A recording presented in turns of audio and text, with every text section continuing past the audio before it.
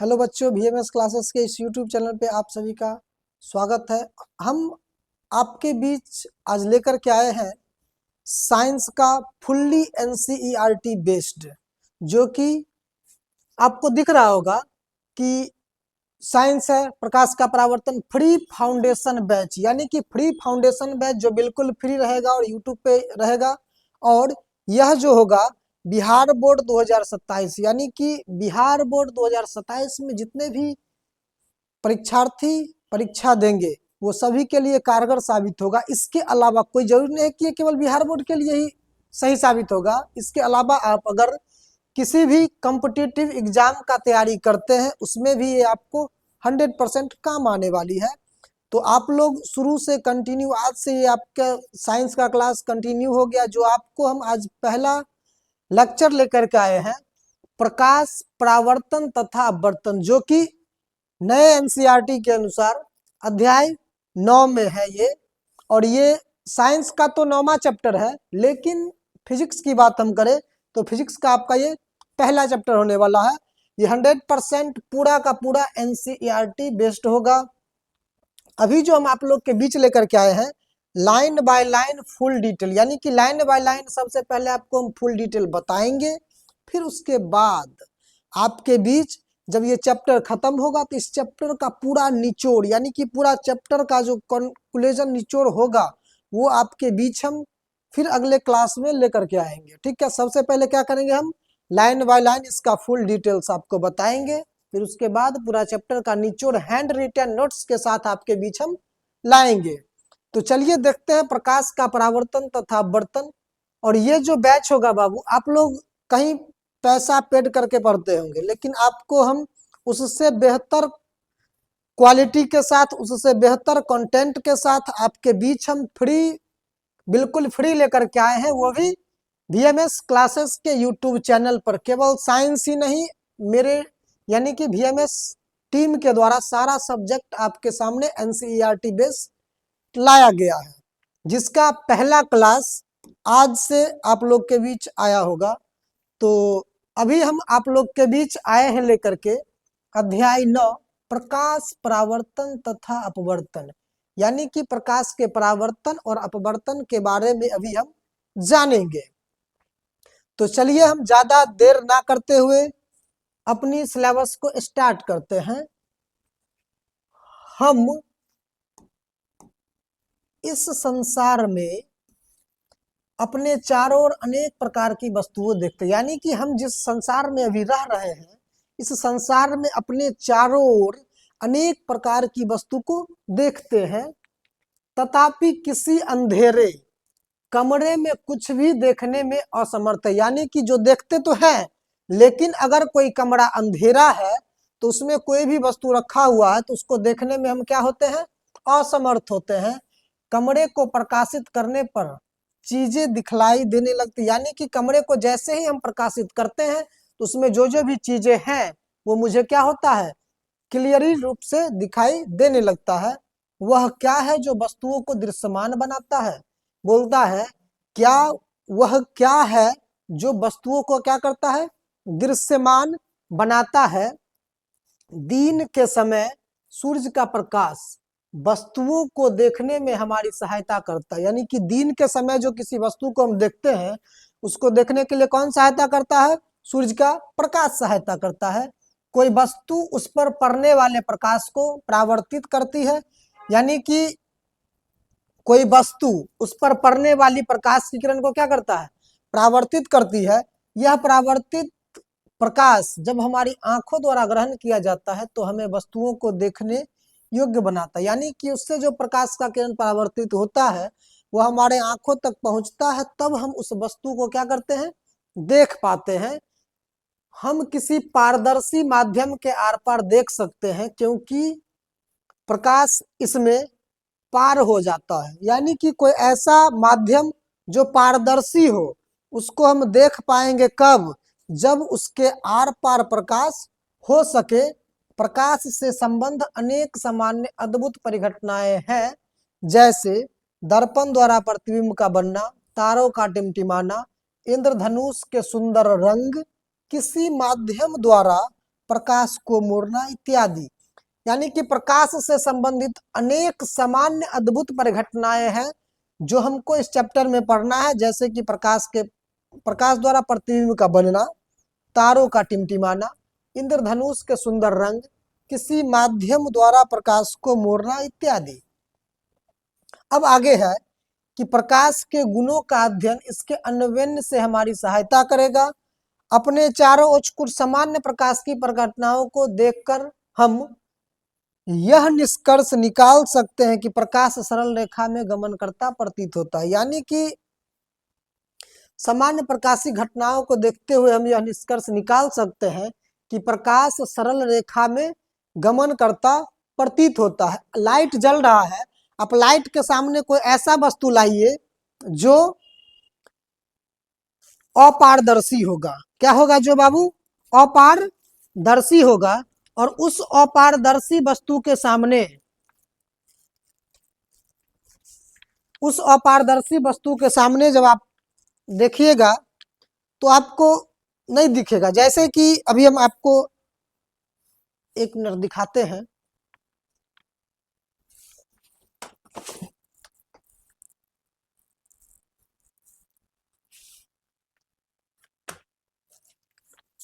जैसे कि देखिए कि ये बुक है और ये बुक अपारदर्शी है। इस बुक जैसे ही हम अपने सामने लाएंगे तो इसके बाद क्या मेरा चेहरा आपको दिख रहा होगा? बिल्कुल नहीं दिख रहा होगा।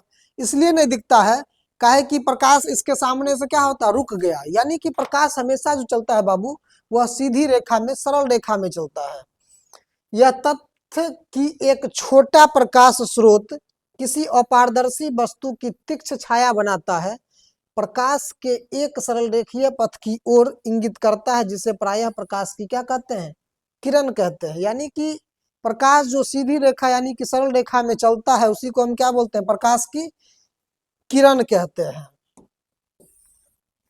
अब आगे देखिए, ये जो बॉक्स बना हुआ है, इस बॉक्स में आप लोग देखेंगे सबसे पहले यहाँ पर लिखा हुआ है यह भी जानिए। यानी कि इसको भी क्या करना है? जानना है। यदि प्रकाश के पथ में रखी अपारदर्शी वस्तु अत्यंत छोटी हो तो प्रकाश सरल रेखा में चलने की बजाय इसके किनारों पर मुड़ने की प्रवृत्ति दर्शाता है। यानी कि यदि प्रकाश की पथ में, प्रकाश जिस रास्ता पे चलता है उसके रास्ते में अपारदर्शी वस्तु, जैसे कि हम अपारदर्शी वस्तु रखे तो बहुत बड़ा है, लेकिन कोई छोटा अपारदर्शी वस्तु उसके रास्ते में अगर आएगा तो वह सीधा चलने की बजाय इसके क्या होता है? किनारे पर मुड़ने की प्रवृत्ति को दर्शाता है। और इसी प्रभाव को क्या बोलते हैं? विवर्तन बोलते हैं। क्या बोलते हैं? विवर्तन। यानी कि प्रकाश को मुड़ने की घटना को हम लोग क्या बोलते हैं? विवर्तन बोलते हैं, विवर्तन कहते हैं। तब वह प्रकाश की जिसमें सरल रेखीय व्यवहार के आधार पर किरणों का उपयोग करते हैं असफल होने लगती है। यानी कि इसका मतलब ये हुआ कि प्रकाश को हम सरल रेखीय के रूप में जो व्यवहार करते हैं वह यहाँ पर क्या हो जाता है? असफल होने लगती है। विवर्तन जैसी परिघटनाओं की व्याख्या करने के लिए प्रकाश को तरंग के रूप में माना जाए। यानी कि विवर्तन जैसी परिघटना की व्याख्या करने के लिए प्रकाश को किसके रूप में माना जाता है? तरंग के रूप में माना जाता है, जिसका विस्तृत अध्ययन आप उच्च कक्षाओं में करेंगे। इसका विस्तृत यानी कि डिटेल्स में जो जानकारी हम अगले कक्षा में करेंगे। पुनः 20वीं शताब्दी के प्रारंभ में यह स्पष्ट हो गया कि प्रकाश की द्रव्य के साथ अन्योन्य क्रिया के विवेचन में प्रकाश का तरंग सिद्धांत अपर्याप्त है तथा प्रकाश प्रायः कणों की प्रवाह भांति व्यवहार, यानी कि प्रकाश जो प्रायः कणों की प्रवाह की भांति, यानी कि जैसे लगता है कि कण चल रहा है उसके भांति व्यवहार करता है।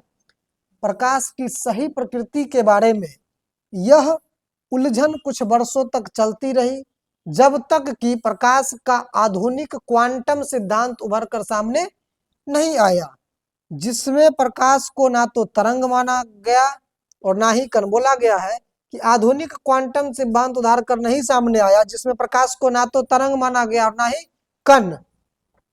इस नए सिद्धांत ने प्रकाश के कण संबंधी गुणों तथा तरंग प्रकृति के बीच सामंजस्य स्थापित किया।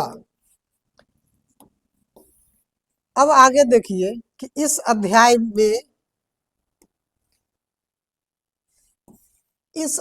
में हम प्रकाश के परावर्तन तथा अपवर्तन की प्रघटनाओं का प्रकाश सरल रेखीय गमन का उपयोग करके अध्ययन करेंगे। यानी कि इस अध्याय में हम प्रकाश के परावर्तन तथा प्रकाश के अपवर्तन की प्रघटनाओं का किसमें, प्रकाश के सरल रेखीय गमन का उपयोग करके अध्ययन, यानी कि प्रकाश जो सीधी रेखा में चलती है उसका उपयोग करके हम प्रकाश के परावर्तन का और अपवर्तन का क्या करेंगे, अध्ययन करेंगे।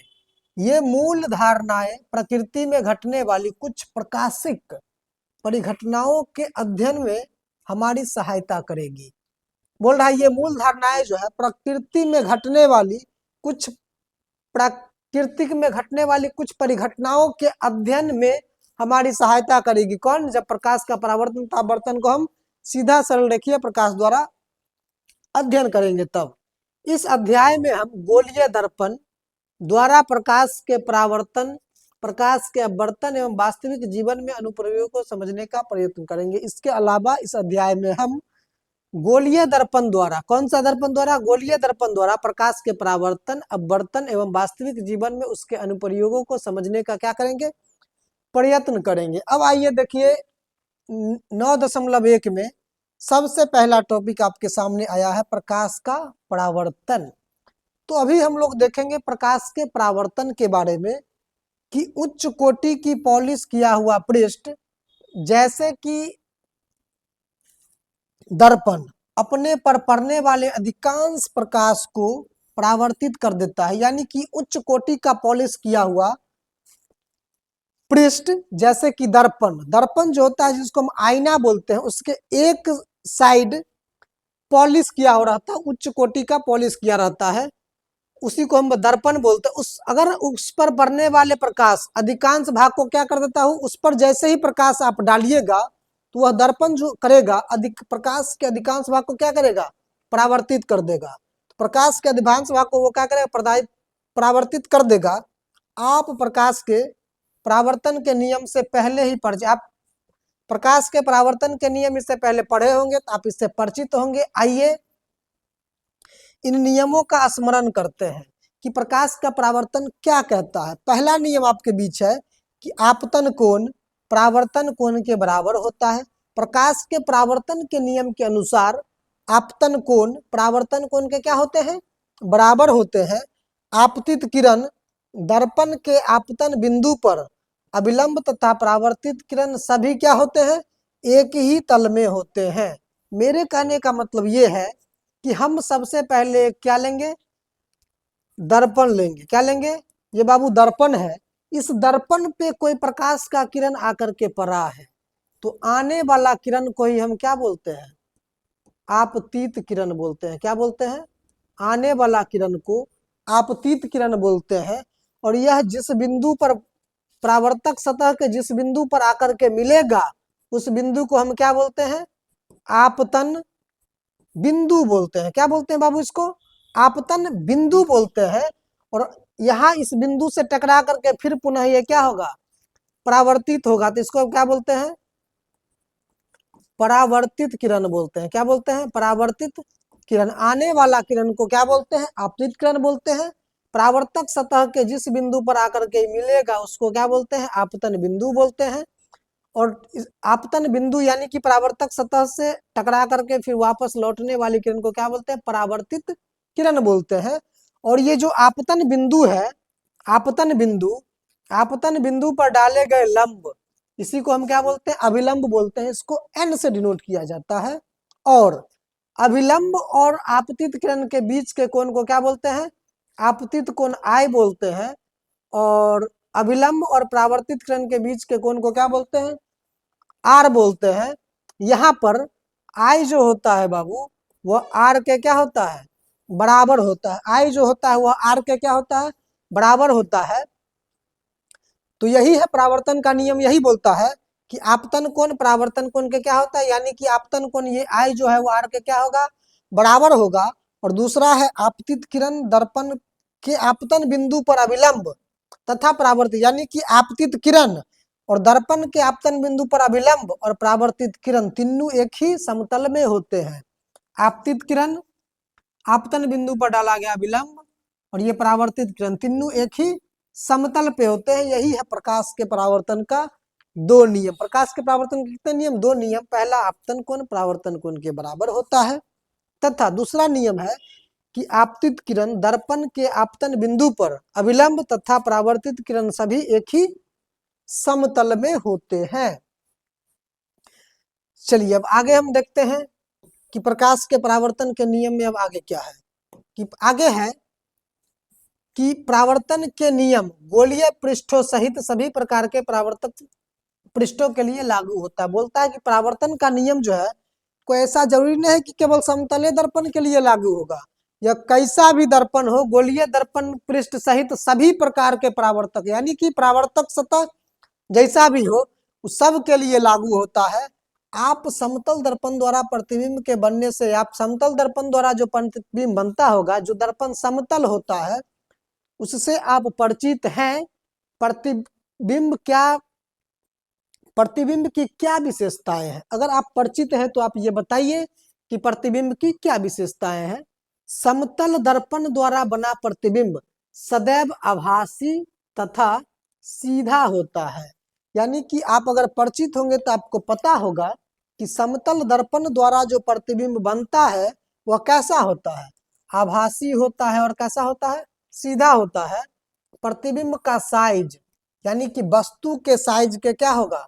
बराबर। यानी कि इसका मतलब ये हुआ कि जितना बड़ा प्रतिबिंब बनेगा इसका मतलब है कि वस्तु का साइज भी उतना ही बड़ा होगा। अगर प्रतिबिंब 2 फीट का होगा तो वस्तु कितना फीट का होगा? 2 फीट का होगा। इसके अलावा आप ये भी जानते होंगे कि प्रतिबिंब दर्पण के पीछे उतनी ही दूरी पर बनता है जितना दूरी पर दर्पण के सामने बिंब रखा होता है। बिंब यानी कि वस्तु रखता। बोलता है कि समतल दर्पण के सामने अगर प्रतिबिंब 5 मीटर पीछे बन रहा है, इसका मतलब है कि समतल दर्पण के सामने वस्तु भी 5 मीटर आगे रखा हुआ है। ठीक है। इसके अतिरिक्त प्रतिबिंब पार्श्व परिवर्तित हो जाता है। यदि परावर्तक सतह पृष्ठ वक्रित हो तो प्रतिबिंब कैसे बनेंगे? आइए देखिए, बोल रहा है इसके अतिरिक्त प्रतिबिंब पार्श्व परिवर्तित। क्या होगा? पार्श्व परिवर्तित। अगर मेरे हाथ में पेन यहाँ पर दाएं हाथ में है, अगर सामने समतल दर्पण लगा होगा तो आपको उधर पता चलेगा कि बाएं हाथ में है। इसी को क्या बोलते हैं? पार्श्व परिवर्तित बोलते हैं। जैसे कि माना कि ये सामने में दर्पण रखा हुआ है, अगर यहाँ पर ए ऐसे लिखेंगे तो दर्पण में ऐसे ही लिखाएगा। अगर यहाँ पर माना कि पी हम ऐसे लिखेंगे तो दर्पण में कैसे लिखेगा? ऐसे लिखे। इसी को क्या बोलते हैं? पार्श्व परिवर्तन। क्या बोलते हैं इसको? पार्श्व परिवर्तन बोलते हैं। ठीक है। अब बोलता है कि यदि परावर्तक पृष्ठ वक्रित हो, वक्रित यानी कि घुमा हुआ हो, उभड़ा हुआ हो, तो प्रतिबिंब कैसे बनेंगे? आइए देखें। यानी कि परावर्तक सतह वक्रित होगा तब प्रतिबिंब कैसा बनेगा? आइए हम उसको देखते हैं। आगे है क्रियाकलाप 9.1 में। देखिए कि क्रियाकलाप क्या बोल रहा है। कि बोल रहा है कि एक बड़ी चमकदार चम्मच लीजिए। बोल रहा है कि एक बड़ा सा चमकदार चम्मच लीजिए। एक बड़ा सा क्या लीजिए? चमकदार चम्मच लीजिए। एक बड़ा सा चमकदार चम्मच लीजिए। इसे वक्रित पृष्ठों पर अपना चेहरा देखने का, यानी कि चम्मच जो लेंगे तो उसका वक्रित पृष्ठ होता है, तो बोलता है वक्रित पृष्ठ पर अपना चेहरा देखने का प्रयत्न आप कीजिए। क्या आप प्रतिबिंब देख पाते हैं? जब आप देखने का प्रयत्न करेंगे तो आप क्या ये देख पाते हैं कि अपना प्रतिबिंब उसमें हमको दिख रहा है? और दिख रहा है तो यह छोटा है या बड़ा? अगर प्रतिबिंब आपका उसमें दिख रहा है तो वह प्रतिबिंब छोटा है या बड़ा प्रतिबिंब है?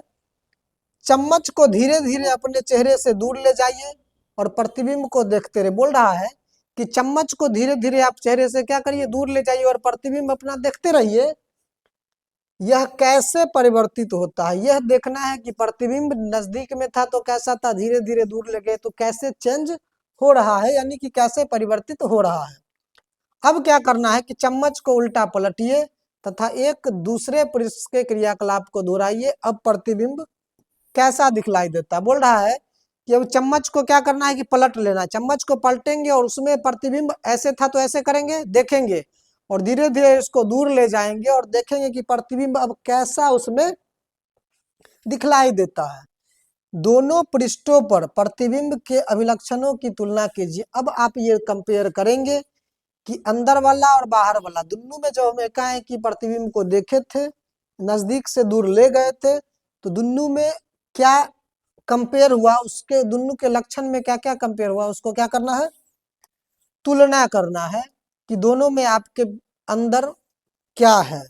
अब आगे देखिए बाबू, आगे है कि चमकदार चम्मच का वक्रित पृष्ठ एक वक्रित दर्पण की भांति, यानी कि चम्मच कैसा होना चाहिए, चमकदार। चम्मच अगर चमकदार होगा तो उसका जो वक्रित पृष्ठ होगा वह किसके भांति काम करेगा, दर्पण की भांति उसको माना जाता है। सबसे अधिक उपयोग में आने वाला सामान्यतः वक्रित दर्पण का उपयोग गोलीय दर्पण है।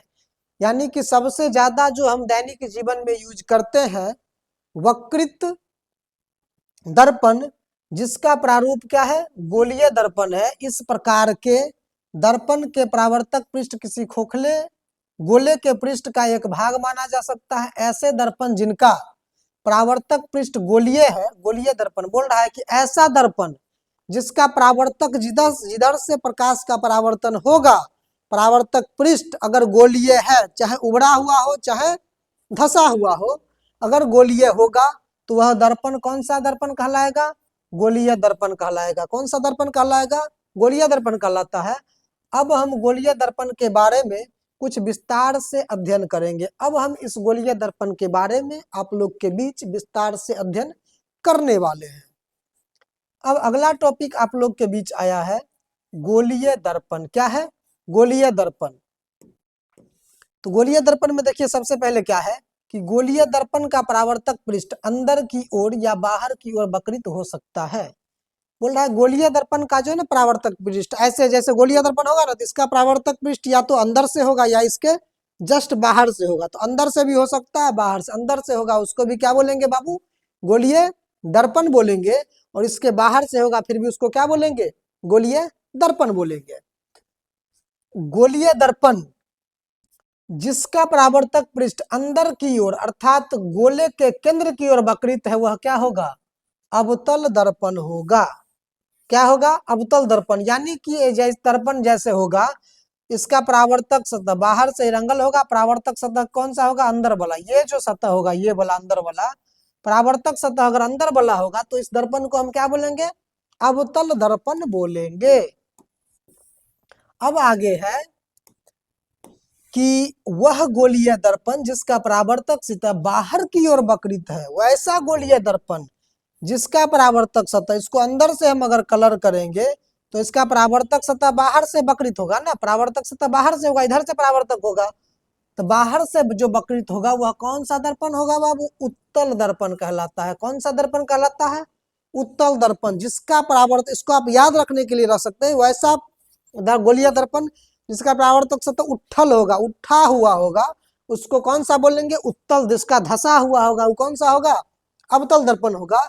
इन दर्पण का आरेखीय निरूपण 9.1 में किया गया है। इन चित्रों को नोट कीजिए और अपने दर्पण का पृष्ठभाग दर्पणों की पृष्ठभाग छायांकित। अब बोल रहा है कि 9 चित्र संख्या 9.1 में जाइए, यहाँ पर दोनों का बना हुआ है और ये आप लोग के बीच है चित्र संख्या 9.1। इस 9.1 में आप देखेंगे गोलीय दर्पण का आरेखित निरूपण छायांकित भाग परावर्तित नहीं है। यानी कि इसमें जो है अवतल दर्पण है, इसका मतलब है इसका बाहर से रंगा हुआ है और ये अंदर वाला क्या है, इसका परावर्तक सतह है, अवतल दर्पण होगा।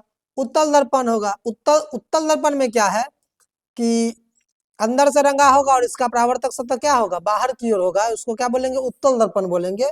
ये वही बतला रहा था कि 9.1 में इसका फिगर दिया गया है। आगे चलिए, आगे है कि अब आप समझ सकते हैं कि दर्पण का अंदर की ओर वक्रित पृष्ठ लगभग अवतल दर्पण जैसा है तथा चम्मच का बाहर की ओर उभरा हुआ पृष्ठ लगभग उत्तल दर्पण जैसा है। अब आप इससे समझ सकते हैं कि चम्मच जो देखे थे, चम्मच का एगो होता है अंदर धसा हुआ, एक वो होता है बाहर उभड़ा हुआ, तो अंदर जो धसा हुआ होगा वो अवतल दर्पण के भांति काम करेगा, और बाहर जो उभड़ा हुआ है वह कौन दर्पण के भांति काम करेगा? उत्तल दर्पण के भांति वो काम करेगा। गोलीय दर्पण के बारे में और अधिक ज्ञान प्राप्त करने से पहले आइए हम कुछ शब्दों अथवा पदों को जानें। यानी कि गोलीय दर्पण के बारे में और जो हम जानेंगे, सबसे पहले उसके पद के बारे में जानेंगे कि उसमें क्या क्या उसमें पाया जाता है, अर्थात उनका अर्थ को हम समझेंगे। ये शब्द गोलीय दर्पण के बारे में चर्चा करते समय सामान्यतः प्रयोग में आते हैं। गोलीय दर्पण के परावर्तक पृष्ठ केंद्र को दर्पण का क्या कहते हैं? ध्रुव कहते हैं। यानी कि गोलीय दर्पण के परावर्तक पृष्ठ के केंद्र को दर्पण का ध्रुव कहते हैं। क्या कहते हैं? दर्पण का ध्रुव कहते हैं। यह दर्पण के पृष्ठ पर स्थित होता है। दर्पण के कहाँ स्थित होता है? वो पृष्ठ पर स्थित होता है। इसे प्रायः पी अक्षर से निरूपित किया, यानी कि ध्रुव को हम प्रायः कौन से निरूपित करेंगे? पी से निरूपित करते हैं। गोलीय दर्पण का परावर्तक पृष्ठ एक गोले का भाग है। इस गोले का केंद्र गोलीय दर्पण का वक्रता केंद्र कहलाता है। यानी कि गोलीय दर्पण जिस पृष्ठ गोले का भाग होगा उसका जो केंद्र होगा वही क्या कहलाएगा? गोलीय दर्पण। जैसे गोलीय दर्पण गोल होता है ना, गोल, इसका कहीं ना कहीं केंद्र होगा, तो इसी का जो केंद्र यानी कि पूरा जो होगा ये दर्पण, यानी कि इसको हम माना कि बाहर से रंग दिया अवतल दर्पण है, तो इसका जो केंद्र कहलाएगा, यही इसी केंद्र को क्या बोलते हैं? वक्रता केंद्र बोलते हैं। यह सी से निरूपित किया जाए, यानी कि वक्रता केंद्र को हम सी से निरूपित करते हैं। कृपया ध्यान दें कि वक्रता केंद्र दर्पण का भाग नहीं है। वक्रता केंद्र जो है ये दर्पण का भाग नहीं है, यह परावर्तक पृष्ठ के बाहर स्थित है। यानी कि यह जो है दर्पण तो यहाँ से यहीं तक न है, तो ये जो वक्रता केंद्र है दर्पण का भाग नहीं है। काहे नहीं है? काहे कि परावर्तक पृष्ठ से ही बाहर स्थित है। अवतल दर्पण का वक्रता केंद्र परावर्तक पृष्ठ के सामने स्थित होता है, तथापि उत्तल दर्पण में यह परावर्तक पृष्ठ के पीछे। बोल रहा है कि ये तो अवतल दर्पण है, तो इसके जस्ट सामने है ना वक्रता केंद्र। यही अगर उत्तल दर्पण होता, उत्तल दर्पण माना कि अगर उत्तल दर्पण है तो इसका वक्रता केंद्र इधर होगा और परावर्तक सतह इधर है, तो इसके जस्ट क्या है? उल्टा है, यानी कि इसके विपरीत है, पीछे स्थित है। यह तथ्य आप चित्र 9.2, 9.2 का ए और 9.2 का बी में नोट कर सकते हैं। बोल रहा है कि यह चित्र 9.1, 9.2 में आप कर सकते हैं। चलिए देख लेते हैं 9.1, 9.2 किधर है। अब देखिए ये है चित्र 9.2 और 9.1 आपके सामने। तो इसमें आप देखेंगे कि 9.1 मिनट ज्यादा ऊपर हो गया। 9.1 में आप देखेंगे कि ये कौन सा दर्पण है बाबू? अंदर की ओर है, इसका परावर्तक पृष्ठ बाहर से कलर किया हुआ है, तो अवतल दर्पण है। नीचे इधर बाहर से किया हुआ इसका उभरा हुआ भाग परावर्तक पृष्ठ है, तो कौन सा दर्पण होगा? उत्तल दर्पण होगा। अब इस दर्पण में आप देखेंगे कि प्रकाश का किरण आ रहा है, दर्पण से परावर्तन होने के बाद कहाँ से गुजर रहा है? समांतर ई है, इसको क्या बोलते हैं? प्रधान अक्ष बोलते हैं। इसी को बोलते हैं ध्रुव बोलते हैं, पी बोलते हैं। इसी को क्या बोलते हैं? वक्रता केंद्र बोलते हैं। वस्तु को कहीं पर हम अनंत से आती हुई प्रकाश की किरण समांतर बोल रहा है कि दर्पण से परावर्तन होने के बाद कहाँ से गुजरता है? फोकस से। यहाँ पर भी अनंत से आती हुई प्रकाश की किरणें दर्पण से परावर्तन होने के बाद फोकस से गुजरता नहीं है, लेकिन फोकस से गुजरता हुआ यहाँ पे प्रतीत हो रहा है, तो इसी को देखना था। अब आगे चलिए हम वहां पे चलते हैं।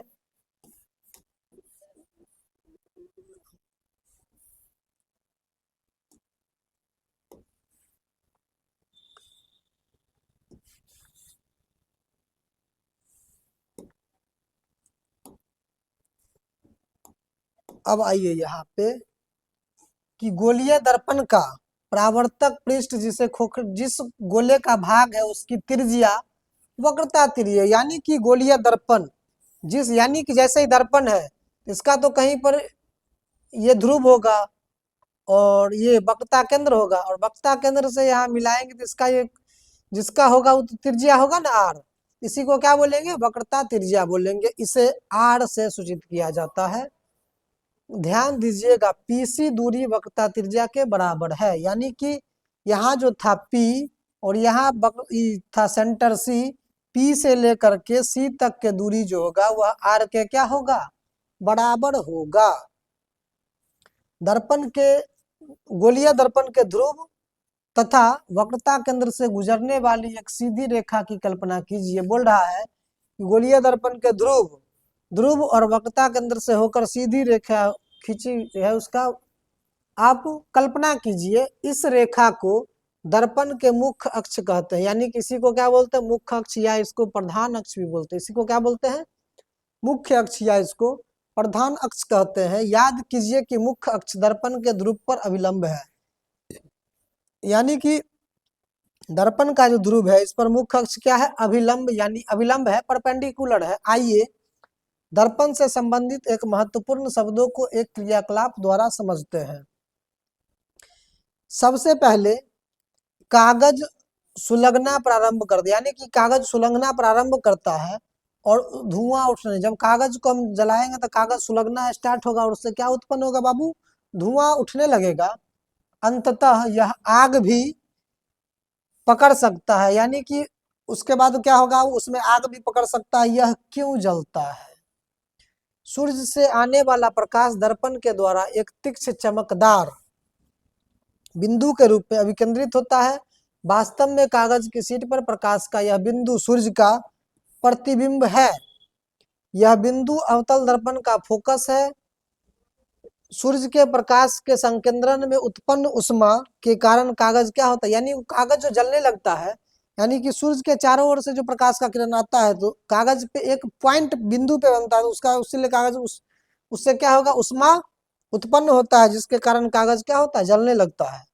दर्पण की स्थिति से इस प्रतिबिंब की दूरी दर्पण की फोकस दूरी का सन्निकट, यानी कि दर्पण की स्थिति से प्रतिबिंब की दूरी और इसका फोकस दूरी क्या है, उसका सन्निकट उसका मान है। अब देखिए कि आपके बीच है ये क्रियाकलाप 2, दूसरा क्रियाकलाप है और इससे पहले लिखा हुआ है चेतावनी। सूर्य की ओर या दर्पण द्वारा परावर्तित सूर्य के प्रकाश की ओर सीधा मत देखिए। बोल रहा है, चेतावनी पहले दिया हुआ है कि सूर्य की ओर या दर्पण द्वारा परावर्तित सूर्य के प्रकाश की ओर सीधा मत देखिए, यह आपकी आंखों को क्षतिग्रस्त कर सकता है। यानी कि सूर्य से जो किरण आता है या सूर्य का किरण किसी दर्पण से पर करके फिर उससे जो परावर्तित होता है उस पर आपको डायरेक्ट यानी कि सीधा नहीं देखना है। इसलिए नहीं देखना है क्योंकि वह अपनी आंखों को क्या कर सकता है, क्षतिग्रस्त पहुंचा सकता है। एक अवतल दर्पण को अपने हाथ में पकड़िए। बोल रहा है कि एगो अवतल दर्पण को अपने हाथ में पकड़ना है और इसके परावर्तक पृष्ठ को सूर्य की ओर कीजिए। यानी कि एक अवतल दर्पण को, जैसे कि माना कि यह अवतल दर्पण है तो इसको पकड़ना है, इसका परावर्तक सतह जो होगा उसके सूर्य की ओर उसको कर देना है। परावर्तक सतह को सूर्य की ओर करना है। दर्पण द्वारा परावर्तित प्रकाश को दर्पण के पास रखिए, कागज की शीट पर डालिए। बोल रहा है दर्पण के द्वारा जो प्रकाश परावर्तित होगा उसके सामने कागज के शीट पर उस, यानी कि कागज जहाँ पे होगा उसका परावर्तक सतह डायरेक्ट कहाँ पे होना, फोकस होना चाहिए, उसके कागज पे डालना है। कागज की शीट को धीरे धीरे आगे पीछे कीजिए। कागज की शीट को धीरे धीरे क्या करना है, उसको आगे पीछे करना है जब तक कि आपको कागज की शीट पर प्रकाश एक चमकदार या तीक्ष्ण बिंदु पर प्राप्त ना हो जाए। दर्पण तथा कागज को कुछ मिनट के लिए उसी स्थिति में पकड़े रहिए। क्या आप देखते हैं ऐसा क्यों होता है? बोल रहा है कि जब तक कागज एक चमकदार तीक्ष्ण बिंदु प्राप्त जब तक का ना हो जाए तब तक कागज को क्या करना है, कुछ मिनट तक उसी स्थिति में उसको पकड़ने रखता है। और आप क्या देखते हैं ऐसा क्यों होता है? उसके बाद जो आपको देखने को मिलेगा वो पूछा जा रहा है कि ऐसा वो क्यों होता है। आगे है कि आइए इस प्रेक्षण को एक किरण आरेख से समझने का प्रयत्न करेंगे। यानी कि बोल रहा है कि इस किरण को हम एक आरेख से समझने के लिए प्रयत्न करेंगे। चित्र 9.2 के 1 को ध्यान पूर्वक देखिए। अवतल दर्पण पर मुख्य अक्ष के समांतर कुछ किरणें आपतित हो रही है, परावर्तित किरणों का परीक्षण कीजिए। बोल रहा है कि जो 1 नंबर दिया हुआ है इसमें अवतल दर्पण के सामने समांतर प्रकाश का किरण आ रहा है, इसको देखिए और ये बताइए कि परावर्तित किरण को बोल रहा है परीक्षण कीजिए। तो वे सभी दर्पण मुख्य अक्ष के एक बिंदु पर मिल रही प्रतिच्छेदी, यानी कि सब जो है दर्पण से परावर्तन होने के बाद, सब दर्पण से परावर्तन होने के बाद एक ही बिंदु पर क्या होता है, वो मिल रहा है। इसी प्रकार चित्र 9.20 को ध्यान पूर्वक देखिए। उत्तल दर्पण द्वारा मुख्य अक्ष के समांतर किरणों किस प्रकार, बोल रहा है कि इसी प्रकार आपको चित्र नंबर बी में देखना है और इसमें भी प्रधान अक्ष के समानांतर प्रकाश की किरण जा रहा है और देखना है कि परावर्तन होने के बाद वो कैसे फिर वापस लौट रहा है, कैसे वापस हुए फिर लौट रहा है। परावर्तित किरणें मुख्य अक्ष पर एक बिंदु से आती हुई, इसमें जो है परावर्तित किरण जितना भी है वो सब एक बिंदु से आता हुआ, यानी कि यहाँ से लौटेगा, यहाँ से लौटेगा, यहाँ से लौटेगा, यहाँ से, तो एक बिंदु से आएगा, डायरेक्ट आता नहीं है। यहाँ पर प्रकाश का किरण परावर्तित गया, सीधा समांतर गया, दर्पण से परावर्तन के बाद एक बिंदु पर आकर के मिलता है। लेकिन यहाँ पर आपको देखिएगा तो समांतर प्रकाश का किरण आ रहा है, लेकिन दर्पण से परावर्तन होने के बाद एक बिंदु से आ नहीं रहा है, एक बिंदु से आता हुआ क्या हो रहा है, ये तो यही से न घूम गया है। लेकिन जब आप इसको पीछे डॉट लाइन के दर्शाइएगा तो आपको पता चलेगा कि एक बिंदु से होकर के आता हुआ क्या हो रहा है, प्रतीत हो रहा है। यह बिंदु उत्तल दर्पण का मुख्य फोकस कहलाता है, यानी कि यह बिंदु जहां पर एक बिंदु से आकर के आता हुआ प्रतीत होगा या एक बिंदु पर जहां आकर के मिलेगा, यह दर्पण का क्या कहलाता है बाबू, मुख्य फोकस कहलाता है। मुख्य फोकस को एफ द्वारा निरूपित किया जाता है। यह जो मुख्य फोकस है इसको एफ द्वारा निरूपित किया जाता है। गोलीय दर्पण के ध्रुव तथा मुख्य फोकस के बीच की दूरी को फोकस दूरी कहते हैं। बोल रहा है कि गोलीय दर्पण का जो ये ध्रुव है P और इसके फोकस है यहाँ से यहाँ तक के डिस्टेंस को हम फोकस दूरी कहते हैं। P और यहाँ जो F है, ये दोनों के बीच के दूरी को हम फोकस दूरी कहते हैं। इसे F द्वारा निरूपित, यानी कि उस फोकस दूरी को हम F द्वारा निरूपित करते हैं। अब आगे आइए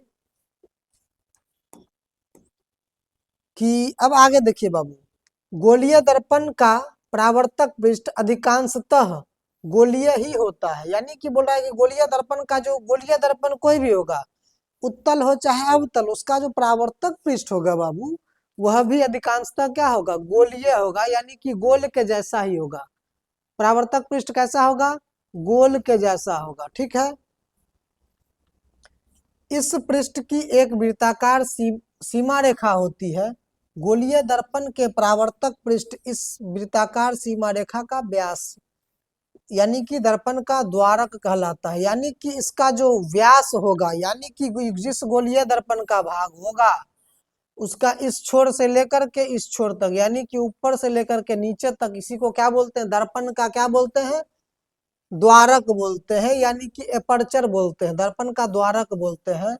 चित्र 9.2 में दूरी MN द्वारक को निरूपित करती है। बोल रहा है कि ऊपर जो चित्र 9.2 है इसमें M से लेकर के N तक, यानी कि यहाँ से लेकर के यहाँ तक के दूरी को क्या बोलते हैं, दर्पण का द्वारक बोलते हैं। दर्पण का क्या बोलते हैं बाबू, उसको दर्पण का द्वारक बोलते हैं। आगे है, अपने विवेचन में हम केवल उन्हीं गोलीय दर्पण पर विचार करेंगे जिनका द्वारक इनकी वक्रता त्रिज्या से बहुत छोटा होगा। बोल रहा है कि अपने विवेचन में केवल उन्हीं दर्पण का विचार करेंगे जिनका द्वारक क्या होगा, वक्रता त्रिज्या से छोटा नहीं, बहुत छोटा होगा। क्या गोलीय दर्पण की वक्रता त्रिज्या R तथा फोकस दूरी F के बीच कोई संबंध है। बोल रहा है कि क्या आप बताइए कि गोलीय दर्पण का वक्रता त्रिज्या जो R है उसके फोकस दूरी F के बीच कोई संबंध है। छोटे द्वारक के गोलीय दर्पण के लिए वक्रता त्रिज्या फोकस दूरी के दुगुनी होते। बोल रहा है कि छोटे द्वारक का जो होगा गोलीय दर्पण के लिए वक्रता त्रिज्या उसके फोकस दूरी से क्या होता है, दुगुनी होती है, इस संबंध को R बराबर 2F द्वारा व्यक्त कर सकते हैं। बोल रहा है कि R बराबर 2F कब? जब वक्रता त्रिज्या फोकस दूरी की दुगुनी कब होगा? जब उसका द्वारक क्या होगा? गोलीय दर्पण का द्वारक छोटा होगा, तब R बराबर 2F, या इसी को हम लिख सकते हैं F बराबर R/2 बोलते हैं। यानी कि F जो होता है वो R का क्या होता है? आधा होता है। यह दर्शाता है कि किसी गोलीय दर्पण का मुख्य फोकस उसके ध्रुव तथा वक्रता केंद्र को मिलाने वाली रेखा के मध्य बिंदु होता है। यानी कि यह दर्शाता है कि गोलीय दर्पण का जो मुख्य फोकस होता है उसके ध्रुव तथा वक्रता केंद्र को मिलाने वाली रेखा के मध्य बिंदु होता है। ठीक है, तो फिर आज के लिए हम आप लोग को रखेंगे इतना ही तक। ठीक है, फिर अगले नेक्स्ट लेक्चर में छोटा छोटा रहेगा, देखने में आप लोग को दिक्कत नहीं होगा। आप लोग जो नया आए होंगे चैनल को सब्सक्राइब करेंगे, चैनल को शेयर करेंगे, एक दूसरे को शेयर करके मदद करेंगे ताकि सब तक ये वीडियो पहुंच पाए। और आप ये ध्यान में रखेंगे कि ये जो क्लास अभी आप लोग के बीच चल रहा है फ्री फाउंडेशन, फ्री फाउंडेशन का मतलब होता है 0 से लेकर के हीरो लेवल तक। फाउंडेशन यानी कि 0 से स्टार्ट होगा और ऊपर अप लेवल यानी कि हीरो लेवल तक आपको हम ले जाएंगे। और इस फाउंडेशन बैच में आपको फुल्ली एनसीईआरटी बेस्ड क्लास चलेगा। जैसे चैप्टर वाइज पहले लाइन बाय लाइन जैसे आज का चला है वैसे chapter wise line by line चलेगा। इस chapter wise line by line चलने के बाद फिर आप लोग के बीच हम लेकर के आएंगे पूरा चैप्टर का निचोड़, जो कि मेरा खुद का हैंड रिटन होगा। ठीक है, फिर उसको सामने लाएंगे, वन लाइनर पॉइंट होगा, क्वेश्चन आंसर होगा, डेफिनेशन होगा, जो जो भी होगा सब कुछ आपको सामने लाएंगे सरल भाषा में, फिर हम समझाने का आपको हम कोशिश करेंगे। ठीक है, तो फिर आज के लिए हम रखते हैं इतना ही, फिर हम लोग मिलते हैं अगले क्लास में। तब तक के लिए जय हिंद, जय भारत।